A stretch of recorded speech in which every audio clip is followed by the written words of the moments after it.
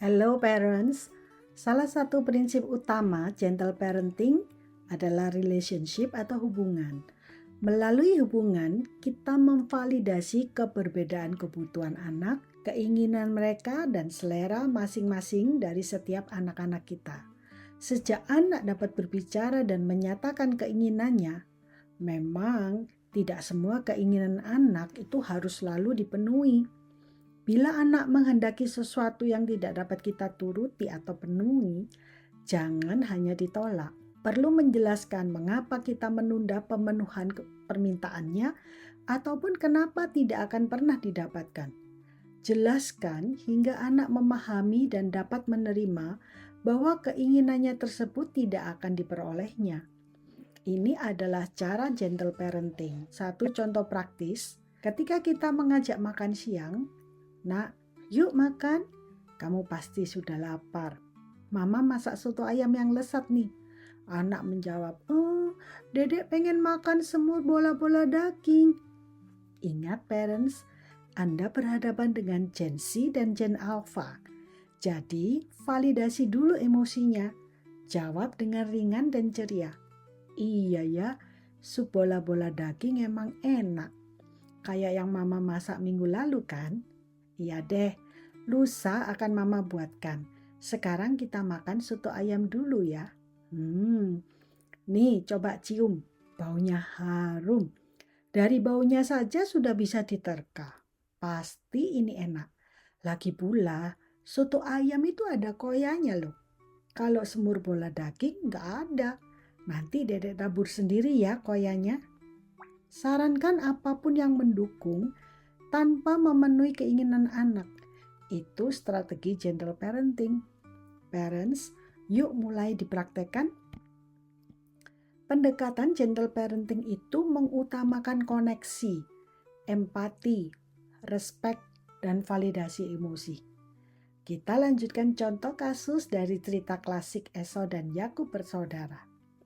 Ibu Ribka lebih menyukai Yakub, walaupun tahu dan sadar pada tatanan budaya di masa itu bahwa anak yang lahir pertama berhak memperoleh warisan berkat yang paling besar di antara saudara-saudaranya.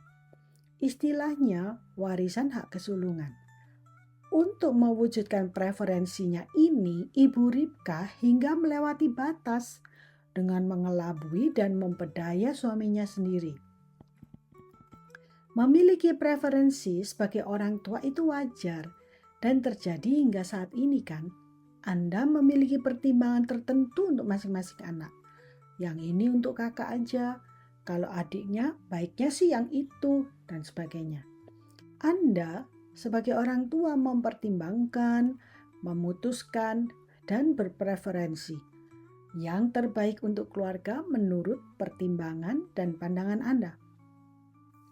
Contoh, ada seorang ibu orang tua murid dulu yang menyatakan tidak menghendaki anaknya yang ini bersekolah di luar kota karena alasan kondisi fisik dan pertimbangan tertentunya. Nah, ibu ini berkata, "Biar nanti adiknya saja yang bersekolah di luar, Bulis." Demikian keadaannya. Nah, dalam parenting, ada pemikiran dan pertimbangan orang tua yang menetapkan suatu hal untuk satu anak, namun tidak untuk saudaranya. Ini hak prerogatif Anda sebagai orang tua, yakni hak yang dimiliki orang tua yang bersifat istimewa, mandiri, dan mutlak. Namun perlu disadari bahwa keputusan sepihak Anda tersebut sekarang atau nanti dapat membuat pertikaian antar saudara, bahkan di antara saudara kandung, karena mereka saling cemburu dan iri satu dengan yang lainnya. Kok dia dapat, saya tidak? Kok dia diistimewakan bagai anak emas, sedangkan saya anak kertas? Selain pertikaian antar bersaudara, juga memicu pertikaian Anda dengan pasangan loh, dengan suami atau istri Anda. Hal ini tentu tidak Anda inginkan, bukan? Jadi, yuk pertimbangkan dengan seksama beberapa hal ini. Yang pertama, peroleh dulu persetujuan dan kesepakatan dengan suami atau istri Anda dulu atas apa yang Anda pilih dan putuskan itu. Pertimbangan apa yang membuat Anda memiliki preferensi seperti itu? Kesatuan pendapat atau kekompakan ayah dan ibu itu kunci utama mengendalikan anak. Jika ayah dan ibunya tidak saling sepakat, bahkan saling mengelabui, anak pasti tahu dan berulah serta sulit dikendalikan. Bahkan orang tualah yang akhirnya secara tak sadar berada di bawah kendali anak. Adapun hal penting yang perlu dilakukan ketika anak bilang tidak mau, sudah orang tua tidak berdaya. Apapun hal yang tidak perlu bila diminta anak, mau tidak mau, setuju tidak setuju, orang tua dengan terpaksa menuruti kemauan anak karena tak berdaya mengendalikan anak. Yang kedua, jelaskan terlebih pada anak yang tidak mendapatkan atau yang dirugikan, hingga anak tersebut memahami dan dapat menerima. Contoh, karena terpilih mengikuti lomba desain dan animasi mewakili sekolah, maka adik membutuhkan laptop baru dengan spesifikasi yang mumpuni untuk program membuat animasi. Sebagai orang tua, Anda memutuskan akan membelikan laptop baru untuk adik. Setelah Anda, suami istri, ayah dan ibu itu sepakat akan keputusan ini, segeralah ajak kakak berdiskusi, yakni pihak yang tidak memperoleh. Jelaskan rencana dan alasannya, kenapa adik akan mendapatkan laptop baru sedangkan kakak tidak, sampai kakak paham, menerima, setuju, dan ikhlas. Walaupun awalnya pasti kakak akan membantah, wah, masa aku dapat sepatu, baru adik dapat laptop, gimana sih? Kan laptop jauh lebih mahal, dan sebagainya. Sangat tidak disarankan membeli dulu sebelum kakak menyepakatinya dengan hati ringan dan ikhlas tanpa tekanan atau berat hati. Apalagi dengan kejengkelan, iri, merasa diperlakukan tidak adil, dan sebagainya. Bila kakak masih belum bisa menerima, tunda dulu, ajak bicara terus, persuasi, jelaskan, dan sebagainya. Parents. Prinsip gentle parenting adalah fair, bukan equal.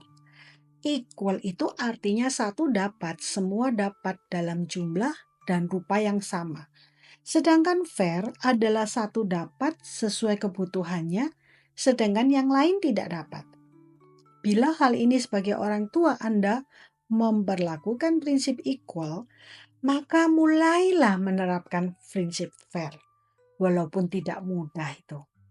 Bertahanlah dalam nada suara tetap rendah, tanpa emosi kecengkelan, dalam diskusi panjang dan melelahkan dengan anak, hingga anak menyetujui, menerima, dan ikhlas. Sebelum Anda mewujudkan preferensi Anda sebagai hak prerogatif orang tua. Bila Anda melakukan ini, berarti Anda mempraktekkan prinsip gentle parenting, yakni mengutamakan koneksi, empati, respect, serta memvalidasi emosi. Membentuk behavior atau perilaku ini bermanfaat hingga masa depan anak loh. Bahkan sampai masa tuanya pun ketika anak harus memilih dan menyiapkan pihak yang seakan-akan dirugikan atau tidak akan mendapatkan, dia akan melakukannya dengan baik terlebih dulu. Sehingga keributan, pertengkaran, saling mengancam itu tidak terjadi. Apalagi di antara saudara timbul iri. Melainkan satu dengan yang lain akan saling memahami dan menerima kenapa saudaranya dapat, karena ia lebih perlu dan sebagainya. Sedangkan dia tidak dapat. Dengan demikian, parents, Anda sudah mendidik anak dengan baik. Maka anak-anak akan memberikan ketentraman pada Anda dan mendatangkan kebahagiaan pada Anda. Kesimpulannya, yang pertama, yang pasti usahakanlah pertengkaran antar saudara atau sibling rivalry itu tidak berlanjut hingga anak dewasa dengan cara satu, bijak menyikapi preferensi atau usulan sepihak Anda. 2, memperoleh kesepakatan dengan pasangan terlebih dulu sebelum sama-sama menjelaskan untuk memperoleh kesepakatan dengan anak yang tidak mendapatkan, yang mungkin merasa dirugikan, sehingga dia bisa ikhlas untuk melihat, menerima bahwa dia tidak dapat. Memang tidak mudah, tapi latih, ajar, dan training anak-anak Anda dengan mengaplikasikan prinsip FAIR. FAIR itu lebih dari sekedar equal. FAIR itu baik untuk kebaikan semua orang. Terima kasih parents sudah menyimak pembelajaran ini sampai akhir. Sampai jumpa di video-video berikutnya. Bagaimana secara fakta dan aktual saya akan memberikan banyak contoh mengaplikasikan gentle parenting itu di dalam kehidupan kita sehari-hari. Tunggu video berikut dari saya. Terima kasih. Salam Parenting Literasi Indonesia dengan Lis Budiana.